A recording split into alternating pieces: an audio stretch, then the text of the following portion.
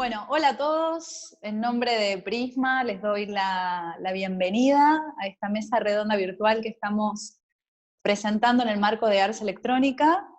Una mesa a la que hemos designado Traducciones, Arte y Ciencia de los fenómenos naturales a la visualización de datos. Esta es una propuesta curatorial que Prisma está haciendo en Ars Electrónica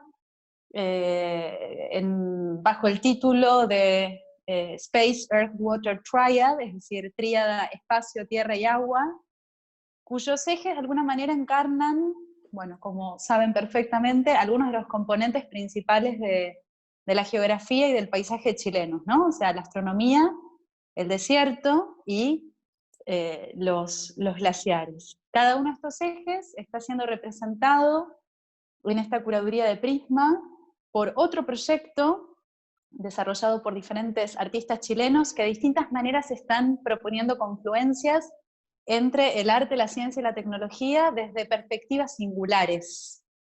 Y en este caso los hemos invitado a todos ustedes para intercambiar algunas reflexiones, algunas perspectivas en torno a EXA, que representa el eje agua, una obra realizada por los artistas Claudia Müller y Matías Lavé en colaboración con el glaciólogo Francisco Aguirre. Y hoy, además de contar con la presencia de Claudia, de Matías y de Francisco, tenemos el placer de contar también desde el sur con la presencia de Ángeles Esteves, quien ha seguido de muy cerquita todo el proceso creativo de la obra, y también con el glaciólogo Inti González. Así que muchísimas gracias a todos por estar acá, gracias por acompañarnos.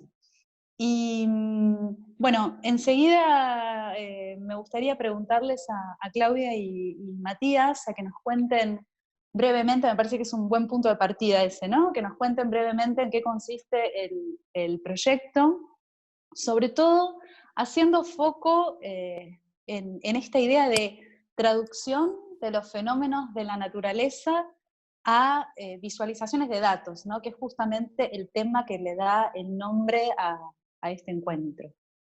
Así que les doy la palabra a quien quiera partir y ya rompemos el hielo y comenzamos. Hola, voy a hablar yo. Bueno, y para contarles un poco de cómo fue que empezó esto. Bueno, EXA fue concebido como una experiencia web sobre los procesos del glaciar Schiaparelli, basado en los datos existentes de su transformación, de su desaparición, en cierto sentido. Nuestra idea es lograr una inmersión en el glaciar, es vivir lo que sucede al ir ocurriendo estas transformaciones. Y cuando hablo de inmersión, nosotros pensamos que lo importante como artistas era involucrar los sentidos. Y esto es ir desde los datos hacia sonidos, texturas, colores, el lenguaje que se usa, que usamos los artistas en nuestras obras. Lo que ahora se va a ver en Sirius, en Ars Electrónica, es una primera etapa de un proyecto que esperamos sea de largo aliento. Lo que vamos a ver ahora es la semilla de algo que va a ir complejizándose, que va a ir tomando un cuerpo orgánico, porque pensamos que la información va a producir que vaya creciendo esto. Entonces esperamos ir siempre sumando nueva información, así como los científicos van midiendo de manera periódica el movimiento del glaciar. Entonces, lo primero como semilla era partir tomándolo como un desafío de entendimiento, el comienzo de un diálogo, de una conversación entre nosotros artistas y los científicos especialistas en el tema. Entonces, miren, nosotros somos dos artistas con la Claudia, cada uno tiene sus maneras distintas de abordar los lenguajes, sus materialidades preferidas, y tenemos mucha conciencia de que tenemos particularidades. Entonces, tomamos eso como que lo primero que debíamos hacer era escuchar a los especialistas, a los glaciólogos, a Francisco, a Inti, a Ángeles, y que en esta conversación, escucharlos a ellos fuera surgiendo la respuesta a nuestra pregunta sobre qué cosa sensible hacer explícita. Entonces, el proceso se acerca más a un tanteo, así como ir probando, un tanteo de asociación, que a una aplicación automática de un algoritmo, por ejemplo. Y sobre todo porque en estas conversaciones nos dimos cuenta de que los datos numéricos que se toman de los movimientos del glaciar siempre deben ser primero interpretados por el científico. Nosotros jamás podríamos leer, por ejemplo, los datos crudos que bajan de los satélites. Para nosotros es algo realmente incomprensible. Entonces, esta primera aproximación nos fuimos apoyando mucho en palabras claves que fueron apareciendo en las conversaciones, preguntando qué significa cierta palabra, cierto concepto que aparece en esto del movimiento del glaciar. Entonces, no sé, por ejemplo, apareció el tema como el pulso de este retroceso, y eso nos dio pie a una especie de trama sonora que dirige todo el proceso en el video, y eso también tuvo como consecuencia pensar en los ciclos de la Tierra a otra escala, o a otras maneras de abordar los ritmos, la naturaleza. Y no sé, también, además, ponte tú, Francisco en un momento dijo, piénsenlo como una cinta transportadora que va avanzando el hielo, y ahí nos produjo como un clic, una solución representativa que se va a ver en distintos tipos de animaciones que usamos, por ejemplo. A veces las interpretaciones van como calzando, a veces calzan un poquito, como que riman, a veces hay que forzarla un poco, a veces, no sé, las asociaciones son más pequeñas. No sé, hay un tema con los números que por lo menos para mí, es como bien inaprensible, porque lo entiendo como que los números siempre se habla como de magnitudes más que de calidades. Entonces, cuando se aplica un algoritmo, por ejemplo, da otra magnitud. Y es como una programación, una mecánica programada para que después los especialistas le den forma con palabras o gráfico en un paper, por ejemplo, que es como donde están los datos de estas mediciones. Entonces, nosotros, al insistir en buscar esto de lo sensible, vamos deformando, creo yo, estos datos, y para buscar una interpretación más amplia, porque si no se cae en el riesgo de hacer como en ese famoso cuento de Borges, donde el mapa de un imperio era tan preciso que tenía el tamaño mismo de un imperio. O sea, es demasiado calzado. En Exa aceptamos el descalce porque yo creo que en esa diferencia está la posibilidad de una mayor comprensión, finalmente. En eso buscamos. Ahí retomo, muy interesante lo que comentás, Matías, y sobre todo me gustaría retomar esta cuestión del trabajo colaborativo, ¿no? Que en definitiva es uno de los aspectos distintivos de muchas de estas prácticas que se ubican en la convergencia del arte, la ciencia y la tecnología, ¿no? Donde tanto los artistas muchas veces requieren de esos conocimientos y de esos saberes científicos, así como también en algunas ocasiones la propia praxis científica puede llegar a enriquecerse a través de la creación, ¿no? Y de los procesos creativos del arte. Entonces me gustaría preguntarles a Francisco, Ángeles, Inti, ahí cada uno sabrá y bueno, tiene la libertad para responder como gusten. No, me gustaría preguntarles desde el punto de vista científico, ¿cuáles fueron esos datos matemáticos y esos datos físicos sobre el glaciar que fueron relevados para EXA? Y también desde el punto de vista de las técnicas, ¿no? ¿Cuáles fueron las técnicas que tuvieron que ser desarrolladas para poder convertir esa información científica en información visual y sonora? Y si son técnicas de la ciencia que ustedes suelen utilizar o si las tuvieron que diseñar especialmente para este proyecto. Ya, bueno, voy a empezar entonces. Yo soy Francisco, estamos aquí en Puerto Natales con un hermoso día nevado. Fue súper interesante este vínculo entre Claudia, Matías, ¿cierto? Cuando empezamos a hablar sobre lo que era un glaciar, lo que era el hielo, lo que era el agua, que de mi punto de vista muy personal, a mí me fascina el agua y la transformación en su estado sólido en nieve y hielo a mí me vuelve loco, es lo que estudio, lo que trabajo. Es súper entretenido como se da el diálogo de cuando tú empiezas a hablar cómo uno vive el hielo, porque es bien especial, encuentro yo, con Inti, lo vemos en terreno, es como cuando uno pasea por un museo que a uno mismo le pasa, yo siempre es cercano al medio ambiente, a la naturaleza, pero es distinto como cuando uno va estudiando y entendiendo los procesos que existen en la naturaleza y uno está ahí, y lo ve y lo vive, es muy distinto. Y después, de alguna forma, cómo poder esa interpretación física de los procesos que están llevando, poder plasmarlo, ¿cierto? Que es lo que hacemos nosotros, tratar la matemática, un poco el lenguaje universal que nos permite interpretar estos procesos y explicarlos y representarlos. Y no estamos lejos de lo que está haciendo Claudia, ¿cierto? Y Matías, de este descalce y de esta interpretación, porque nosotros es lo que hacemos, ¿no? Todavía hay muchas cosas que nosotros no sabemos muy bien cómo se incorporan, ¿cierto? En los procesos glaciares.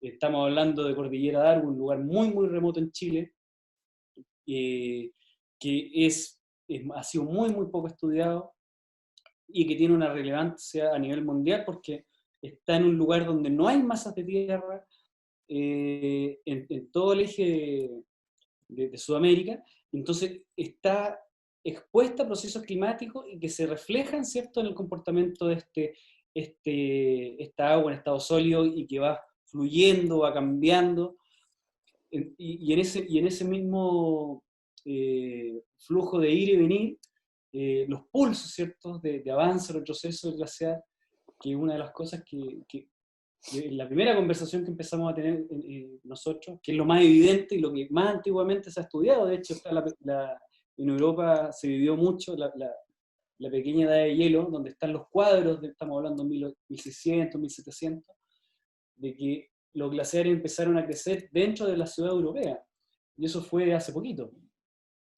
Entonces, esos avances o retrocesos han sido registrados hace mucho, mucho tiempo, y ahora desde la tecnología digital tenemos la posibilidad, desde el espacio, y con las diferentes tecnologías que estudian los procesos asociados a las características del espectro electromagnético, poder obtener las categorías del hielo y ir midiendo la velocidad, ¿cierto?, con que se mueve esta cinta transportadora en el tiempo, cómo este avance ha ido retrocediendo o avanzando en algunos casos que tenemos esa duplicidad de escenario en Cordillera Darwin.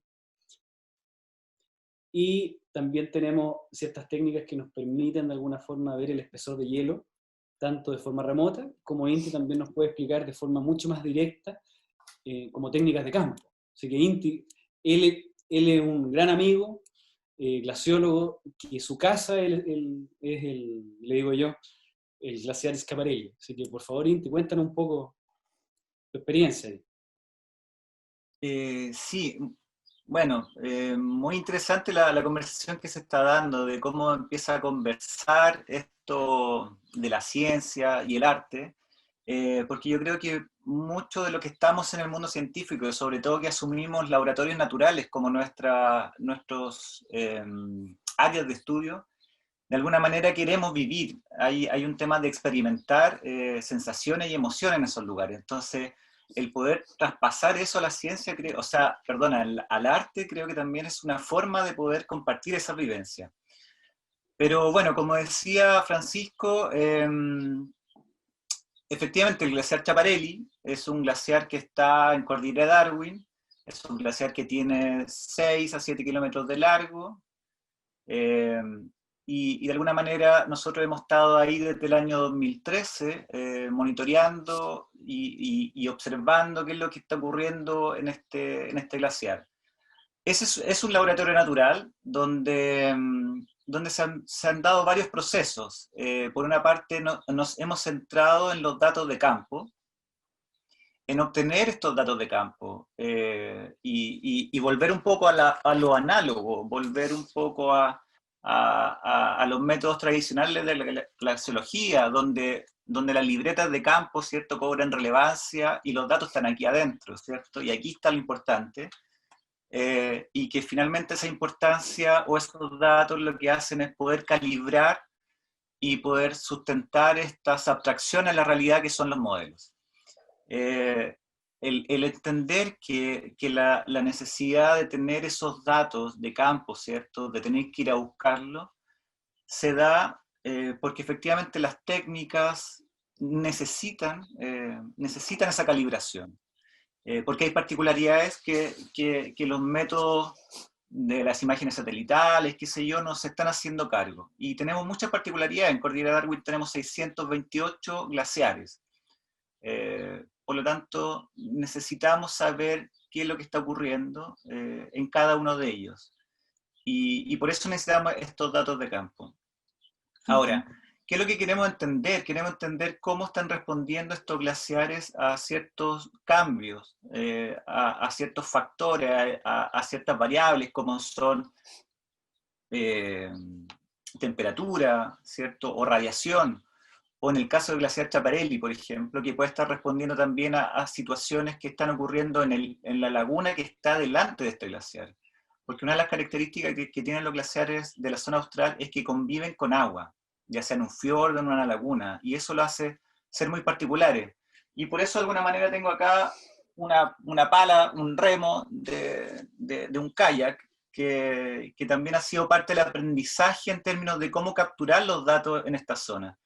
Porque efectivamente antes íbamos solamente provistos de un piolet, ¿cierto?, de un piolet y botas de Gore-Tex, y nos dimos cuenta que era insuficiente. Necesitamos pasar a la bota de goma, ya el Gore-Tex ya no sirve, la bota de goma se convierte en nuestro mejor amigo, y el kayak también, porque nos permite acceder al frente glaciar y nos permite entender estos glaciares que son particulares por eso, porque conviven con el agua. Y bueno, y tiene que ver con disminuir estas brechas de conocimiento respecto a lo que está pasando con estas masas de hielo, que tienen esta particularidad que conviven con agua.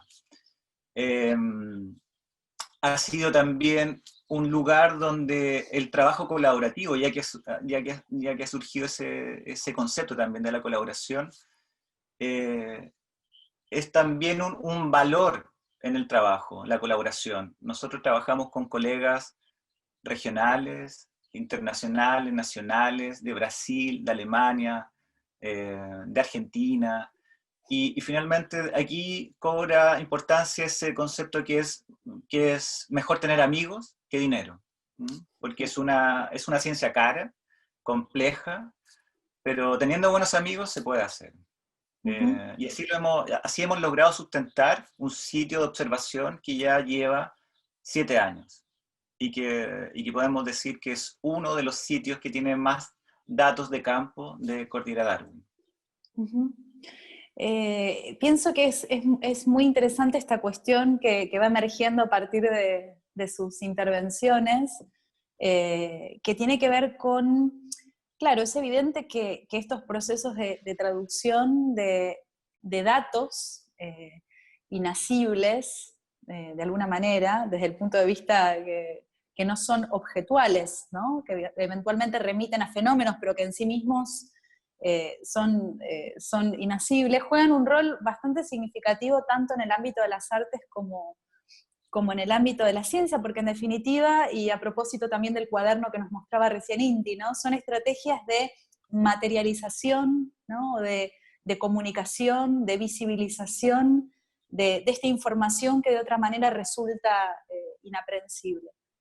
Entonces me gustaría preguntarles ahora por la de alguna manera por la especificidad de estos procesos de traducción, tanto en el ámbito de las artes como en el ámbito de las ciencias, ¿no? Les pregunto primero a Claudia y a Matías, por ejemplo, de qué manera ese aspecto matemático de la naturaleza que alguna vez conversando han mencionado, de qué manera ese aspecto matemático de la naturaleza, ese aspecto matemático que habita en las formas de la naturaleza, constituye en su obra una suerte de estética numérica, y hablo de estética numérica porque también en alguna conversación que hemos tenido surgió este concepto.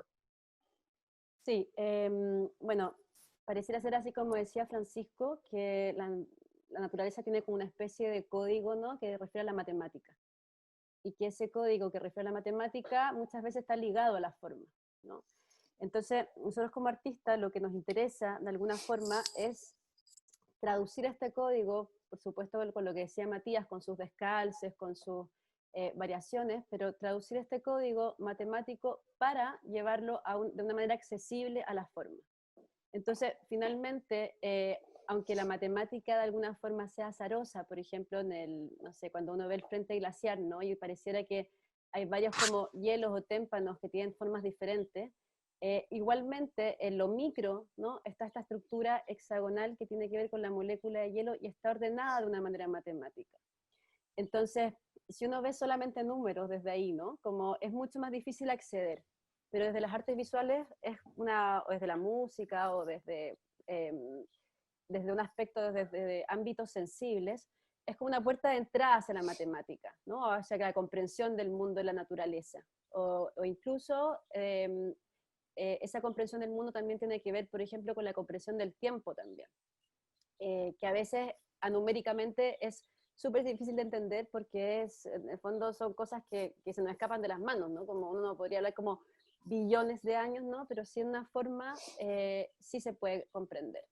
Entonces, desde ahí lo que nos interesa es unir esos dos campos, que por cierto me parece que están bastante unidos también, o sea, cuando Inti mostraba su libreta, los artistas también tenemos como una libreta como trabajo de campo, ¿no? Y de alguna forma también estamos haciendo traducciones. O sea, cuando uno se va a residencia y está notando las cosas que ve o las cosas que le interesan con respecto al paisaje, la naturaleza o lo que va aconteciendo al tiempo, también tiene que ver con codificar esas maneras de observación, ¿no? Entonces, no sé, por ejemplo, un ejemplo como para entender un poco el asunto como la matemática, sobre todo al trabajo que nos compete, que es EXA. Por ejemplo, un iceberg o un bloque de hielo que flota, siempre su flotabilidad va entre el 9 y el 10%. Entonces, eso también tiene que ver con un orden matemático, y también tiene que ver con un orden temporal también, ¿no? Porque en el fondo tiene una pequeña variación si los icebergs o los témpanos son un poco más antiguos o más nuevos, pero eso principalmente es lo que nos interesa, de qué manera el arte es una puerta de entrada, ¿cierto? Que yo personalmente lo encuentro muy cercano a la ciencia por metodologías, ¿no? Para la comprensión del mundo desde la matemática también.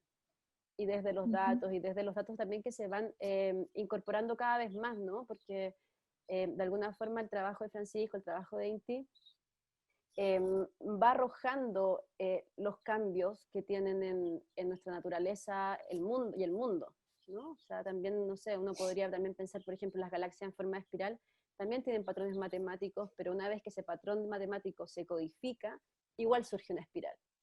Entonces está íntimamente relacionado, de alguna forma, la forma y el dato matemático, que es lo que nos interesa precisamente en EXA.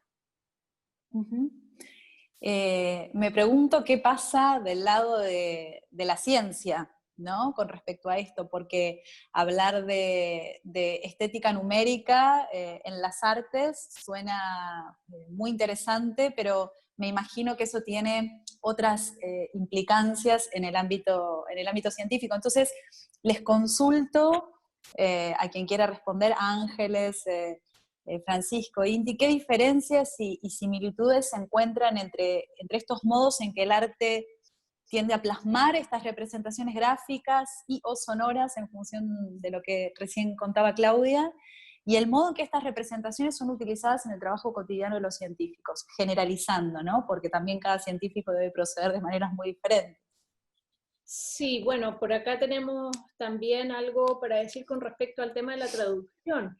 ¿Desde qué momento se produce la traducción y desde qué momento se ve como que habría que unir a través de una traducción arte y ciencia? Parece ser que las experiencias de campo de ambas áreas tienen un punto de partida que traspasa la disciplina y que va más bien por una sensibilidad intuitiva que hace dar comienzo a un recorrido de vida que te va situando en un contexto del cual salen estas traducciones numéricas o estas traducciones artísticas. Simbólicamente hablando, es una misma situación, es un mismo contexto que tiene lectura desde distintas percepciones. El trabajo que se hace en unidad entre el tema de la glaciología que lleva Inti, que lleva Francisco, y la opción de dar una visualización o una sonoridad, es algo que se recupera como unidad, que siempre estuvo junto y que gracias a instancias como esta se pueden recuperar en términos de unidad. Matemáticamente sabemos que la música es muy matemática, sabemos que la degradación del color es muy matemática, sabemos que la flotabilidad, la materialidad es muy matemática. Entonces no hay un apartado, no hay realmente en lo esencial, no hay mundos que se estimen de manera segmentada. Es recuperar algo que está instalado en la naturaleza y que ha existido siempre. Matemáticamente hablando, hay algunos puntos que agregar al respecto. Sí, bueno, Inti, ahí después, si quieres, tú me interrumpes también. Bueno, matemáticamente es bien especial el tema, porque una cosa es levantar, ¿cierto?, nuestros datos de campo, anotar todo y después decir, ya, ¿cómo logro pintar, ¿cierto?, lo que yo estoy tratando de ver o explicar? Que un poco uno va con preguntas al terreno, ¿cierto?, obtiene los datos y después cómo podemos dar esta respuesta de los fenómenos que estamos haciendo. Es bien complicado, y ahí yo creo que hay una de las cosas bien especiales que pueden vincularse con arte y con ciencia, que siempre hay que tener imaginación. O sea, la imaginación aquí, de decir, chuta, ¿cómo poder interrelacionar los procesos y empezar a hacer estas codificaciones, como decía Matías, como decía Claudio? Entonces, en el tema matemático, voy a mostrar, ¿cierto?, algunas cosas, que al final un glaciar es un río de hielo, es un río de hielo y que no está aislado, ¿cierto?, está conectado con su medio ambiente. Entonces, si llamemos matemática o física, básicamente lo vamos a interpretar de la misma forma. Entonces, parámetros físicos, los cambios de temperatura generan cambio en el glaciar, porque es muy sensible a la temperatura. Entonces, hace que fluya más rápido, y eso se mide, ¿cierto? Nuestro amigo Inti tenía ahí su gran amigo Hoike, que permite hacer, es un taladro de vapor, ¿cierto?, que permite hacer baliza, y uno puede medir cómo en los diferentes ejes, porque esto es una correa transportadora que no se mezcla en el núcleo de hielo, se va moviendo, y eso tiene una velocidad en el tiempo, y eso es matemática, y es física. También se puede hacer a través de instrumentos satelitales, o más en el terreno, ¿cierto?, con dron, que uno permite detectar ciertas figuras o patrones en la estructura del hielo, y ve cómo esa estructura va cambiando de una imagen a otra con algoritmos, y se generan flujos de hielo en toda la lengua de un glaciar. Entonces, eso también es una interpretación matemática de un proceso, y con algoritmos matemáticos que permiten vincular estos cambios que se van encontrando en estas imágenes y fotografías. También lo que es el espesor de hielo, y hay muchas técnicas que se han hecho, tanto satelitales con diferentes espectros electromagnéticos de luz, que rebotan en el hielo y van entregando una altura en el tiempo, y va uno viendo efectivamente que se va adelgazando, que puede ser 1 metro, 7 metros, 11 metros por año, dependiendo mucho de los glaciares. Y esas mismas técnicas también se pueden hacer. Una de las grandes cosas que ha hecho Inti con dron y con mismos caminatas sobre el glaciar Schiaparelli que uno va trazando con un GPS, y lo camina y después lo compara, después el próximo año compara eso y va viendo cómo esa altura de registro que está cuando se habla de GPS está triangulada, te genera una diferencia de altitud que tú vas viendo cómo ese espesor de hielo va variando en el tiempo. Entonces, es bien especial esta interpretación, podríamos llamarla matemática o numérica o física, que básicamente es como el pincel de la ciencia, para llamarlo de alguna forma, va mostrando e interpretando estos fenómenos que muchas veces nos dan más preguntas que respuestas. No sé si Inti quieres agregar algo a lo que dije.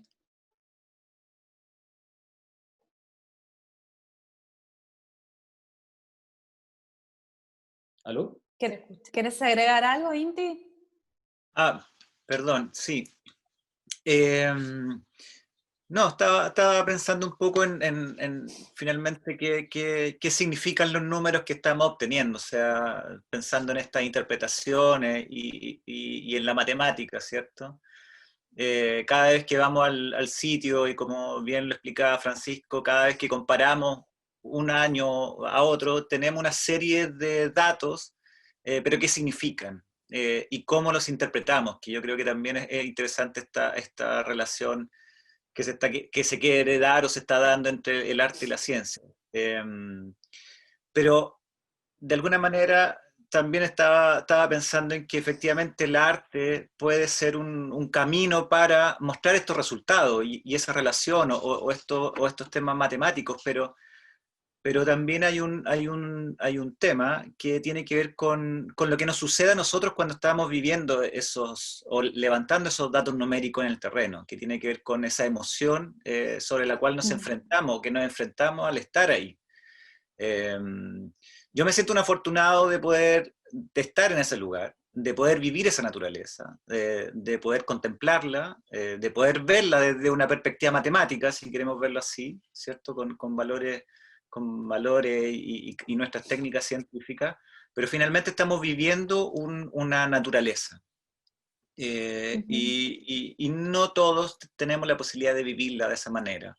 Entonces, el poder acercarla o el poder aproximarla desde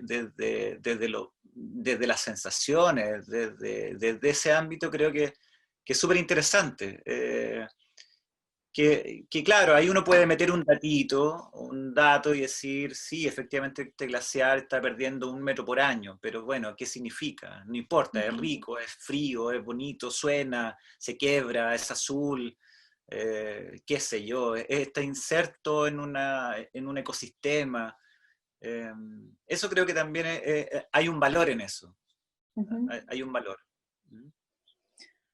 Bueno, la verdad es que les agradezco muchísimo por todas las ideas compartidas y por este generoso intercambio. Yo en estos minutos siento que aprendí muchísimo, me dan ganas de seguir escuchándolos un tiempo extendido. La realidad es que nos interesaba tener la posibilidad de compartir algunas ideas en torno a estas cuestiones de la traducción, ¿no? Del dato a la visualización, porque es un campo que está siendo frecuentemente explorado en el ámbito del arte y la tecnología ya hace varias décadas, y ocupa un lugar digamos, encarna un ámbito de investigación bastante frecuente en las artes tecnológicas contemporáneas, porque además dan cuenta de estas estrategias transdisciplinarias que permiten, como estamos planteando en el festival, tender estos puentes entre prácticas artísticas, conocimientos científicos y medios tecnológicos. Y a lo largo de otras actividades que estamos organizando también buscamos entender cuáles son esas otras estrategias transdisciplinarias que también buscan entender estos puentes entre el arte y la ciencia, ¿no? Digo, en estos otros dos ejes de la tríada que son espacio y tierra, ¿no? Que junto con agua conforman esta tríada espacio, tierra, agua, a la que está dedicada nuestra propuesta curatorial. Así que Claudia, Matías, Francisco, Inti, Ángeles, nuestras sinceras gracias por el tiempo y la generosidad para compartir las ideas. Fue realmente muy, muy interesante e iluminador escucharlos. Ojalá que este sea el primer intercambio de otros que se puedan dar a futuro. Y también les agradecemos a todos los que desde algún rincón del mundo están escuchando esta conversación, que han escuchado este intercambio y que también le da sentido, ¿no?, a esta mesa redonda, o esta nueva mesa redonda virtual en estos nuevos formatos que estamos implementando. Así que les mando un abrazo muy grande y gracias nuevamente, y ojalá que hasta pronto. Y muchas gracias también a todo el equipo y a Jasmine. No, muchas gracias, ha sido una Gracias a ti, experiencia Jasmine. muy bonita. Muchas gracias. Qué bueno, gracias a ustedes, que estén bien. Gracias. Igualmente, que estén muy bien.